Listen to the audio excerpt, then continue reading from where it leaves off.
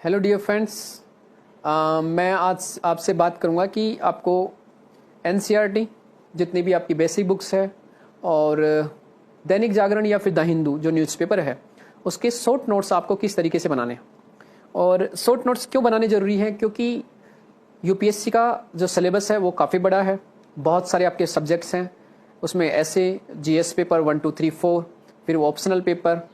और इसके कारण होता क्या है कि अगर आप शॉर्ट नोट्स नहीं बना कर रखते हो, आप बेसिक बुक्स को पढ़ते रहते हो, तो जो रिवीजन है उसमें भी काफ़ी टाइम लगता है और चीज़ों को लेकर जो क्लैरिटी है। और यूपीएससी जब मेंस में हम कोई भी क्वेश्चन को जब अटेम्प्ट करते हैं तो हमारे पास बहुत सारे पॉइंट्स नहीं रहते, और उसका एक जो बड़ा रीजन है वो रहता है कि हमने जो टॉपिक्स हैं उनमें पॉइंट्स जो रहते हैं की पॉइंट्स उनको रिविजन नहीं किया, उन टॉपिक्स पर हमारी पकड़ नहीं है। और पकड़ कब हो पाएगी? जब आपके पास उस पर्टिकुलर सब्जेक्ट से संबंधित आपके पास शॉर्ट नोट्स रहेंगे, एनसीईआरटी के शॉर्ट नोट्स रहेंगे, आपके पास न्यूज़पेपर के शॉर्ट नोट्स रहेंगे, ताकि जो लास्ट मंथ रहेगा एग्जाम का उसमें आप उनको पर्टिकुलर रिवीजन कर सको। तो मैं आपको अभी दिखाऊंगा कि किस तरीके से मैंने अपने शॉर्ट नोट्स को प्रिपेयर किया है और जो आपको हेल्प कर सकते हैं कि आप भी उसी वे में अपने शॉर्ट नोट्स को बना सकते हो, चाहे वो एनसीईआरटी हो या बेसिक बुक्स को। तो अभी हम देखते हैं कि कैसे मैंने अपने शॉर्ट नोट्स को बनाया है। हाँ, तो डियर फ्रेंड्स, हम बात कर रहे थे कि कैसे मैंने शॉर्ट नोट्स बनाए हैं। तो जैसे ये इकोनॉमिक्स का एनसीईआरटी है 9th क्लास का, तो इसमें आपने देखा होगा कि पहले प्रस्तावना है, तो ये मैंने वैसे ही इकोनॉमिक्स का लिख दिया, लेकिन फर्स्ट चैप्टर है पालमपुर गांव की कहानी। तो इसमें पालमपुर गांव में मुख्य कौन कौन सी एक्टिविटीज़ है, फिर उत्पादन की क्रियाएं। तो उसमें हमें पता है कि land, labour and capital and entrepreneurship, ये सभी हमें जो भी प्रोडक्शन एक्टिविटीज़ है उसमें आती है। फिर उसके बाद में उसमें दे रखा है कि जो भी फिजिकल जो कैपिटल है उसमें 2 टाइप की है, फिक्स कैपिटल, फंक्शनल कैपिटल। तो इस तरीके से मैंने शॉर्ट नोट्स इसके बनाए हैं और कितने पेज, दूसरी तरफ लिखा हुआ भी नहीं है। तो हमने इस एनसीईआरटी को, जो मैंने इस एनसीईआरटी को लगभग 10 पेज में खत्म किया है, लेकिन अगर दोनों तरफ लिखते तो केवल 5 पेज में एनसीईआरटी हमारी कंप्लीट हो जाती। तो 5 पेज में कंप्लीट होने से फायदा क्या है कि बार बार हम अच्छे से रिवीजन कर सकते हैं इसको, और हमें एनसीईआरटी बर्डन नहीं लगेगी। ये 10th क्लास की एनसीईआरटी है जिसको मैंने लगभग 11 पेज में खत्म किया है, लेकिन दूसरी तरफ नहीं लिखे तो ये अगेन ये 5 पेज में हमारी एनसीईआरटी कंप्लीट हो जाएगी। उसी तरीके से 11th क्लास की एनसीईआरटी, उसमें भी जो इंपॉर्टेंट पॉइंट्स है उनको आपको लिख लेना है कि औपनिवेशिक काल में निम्न आर्थिक विकास जो था, जो लो इकोनॉमिक डेवलपमेंट था, उसके क्या क्या रीजन्स रहे। और ये डायरेक्टली यूपीएससी में क्वेश्चन पूछता है। इस बार जब हमें पता है कि कई बार वो कृषि का व्यवसायीकरण से संबंधित क्वेश्चन भी पूछा गया था, औद्योगिकीकरण कैसे किया अंग्रेजों ने, इस टाइप का आप डायग्राम भी बना सकते हो। तो इस टाइप से आप अपने शॉर्ट नोट्स को क्या कर सकते हो, बना सकते हो। और मेरा एक रिक्वेस्ट भी यहाँ रहेगा कि आप ऐसा डिमांड नहीं करोगे कि सर ये शॉर्ट नोट्स का हमें पीडीएफ भेज दीजिए, हम भी देखना चाहेंगे। आपको मैंने दिखा दिया कि किस तरीके से आपको शॉर्ट नोट्स बनाने हैं। आपको शॉर्ट नोट्स खुद से ही बनाने हैं, खुद के ही बनाने हैं, तभी जाकर आप बेहतर परफॉर्मेंस कर पाओगे। अगर आपने टॉपर्स के शॉर्ट नोट्स पढ़े तो वो आपके लिए नोट्स बन जाएंगे, ना कि शॉर्ट नोट्स खुद के। जब नोट्स बनेंगे तो आपके ऊपर खुद को बर्डन आएगा और उसमें बड़ी दिक्कत होगी। इसी तरीके से जैसे ये है एंशिएंट की जो ओल्ड एनसीईआरटी है उसके मैंने शॉर्ट नोट्स बनाए हैं। साथ में मैंने ये भी किया कि जो ये मैप्स है, तो मैप को हम यहाँ पर डायरेक्टली मैंने एनसीईआरटी के मैप को काट के लगा दिया ताकि दोबारा मुझे एनसीईआरटी पढ़ना ना पड़े और ये इजीली भी कवर हो जाए सारा कंप्लीट। तो आप ऐसे पूरा नोट्स बना सकते हो। और ये नोट्स अब मेरे लिए इंपॉर्टेंट है क्योंकि कुछ चीज़ें मुझे पता थी, कुछ चीज़ें मुझे नहीं पता थी। तो मुझे जो पता है उनको मैंने इसमें नहीं लिखा, जो मुझे लगा कि इसको मुझे लिखना चाहिए मेरे इंपॉर्टेंस के लिए, वो मैंने इसमें इंक्लूड किया। तो आप अपने अनुसार जो आपको लगता है कि इन बातों को मुझे इंक्लूड करना चाहिए अपने उसमें, वो आपको इंक्लूड करना है। और जो आपको लगता है कि नहीं ये मेरे लिए इंपॉर्टेंट नहीं है, वो आपको इंक्लूड नहीं करना। इसी तरीके से जैसे ये जून 2019 में मैंने दैनिक जागरण का एक नोट्स बनाया था, किस तरीके से ये पूरा 1 महीने का है, जिसमें आप 1 जून से लेकर पूरा 30 जून तक का पूरा आपके पास न्यूज़पेपर है। तो उसमें डेली जैसे 1 जून का ये पेपर है, तो 1 जून में आप देखोगे कि दैनिक जागरण के पेज नंबर 1 पर पीएम किसान सम्मान निधि योजना आई थी, तो इसके बारे में हमने लिख दिया। किसान पेंशन योजना है दूसरा टॉपिक।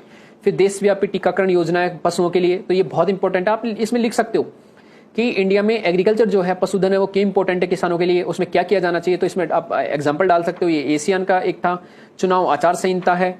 उसके बाद अमेरिका इंडिया 2+2 वार्ता, आईपीसी की धारा 377। ये हमेशा इस बार फिर एक अगर आप क्वेश्चन देखोगे एथिक्स में तो एथिक्स में कॉन्स्टिट्यूशनल मोरालिटी एक क्वेश्चन है आया था पहला ही नंबर का, कि कॉन्स्टिट्यूशनल मोरालिटी क्या होता है, और हाल ही में सुप्रीम कोर्ट के कौन से ऐसे डिसीजन है जो कॉन्स्टिट्यूशनल मोरालिटी को बरकरार रखते हैं। तो उसमें एक एग्जांपल आप ये भी डाल सकते थे, प्रोजेक्ट टाइगर, और उसके बाद GSP generalize system of preference India and USA को लेकर जो भी प्रॉब्लम्स चल रही थी टैरिफ को लेकर, उसके बाद विदेशी व्यापार में कौन कौन सी चुनौतियां इंडिया के लिए, उसके बाद इंडोनेशिया, और इस बार जैसे माउंट आगुंग इसमें ज्वालामुखी मतलब विस्फोट हुआ था, और इस बार क्वेश्चन भी था कि पर्टिकुलर इस एक ईयर में या रिसेंट ईयर में कौन कौन से ज्वालामुखी वोल्केनो विस्फोट हुए। तो आपको कहीं ना कहीं छोटी छोटी बातें आपके पास इकट्ठी रखनी है, और एक क्वेश्चन पेपर प्रीवियस ईयर के कि कौन कौन से आज के डेट में जो मैंने न्यूज़पेपर पढ़ा था 1 जून को, उससे संबंधित क्वेश्चन कौन कौन से प्रीवियस ईयर में आए, तो वो पेपर भी आपको प्रीवियस ईयर के देखते रहना है। तो जैसे हमने 1 जून का किया, फिर 2 जून में केवल 5 टॉपिक हैं, फिर ये 3 जून का है जिसमें लगभग हमारे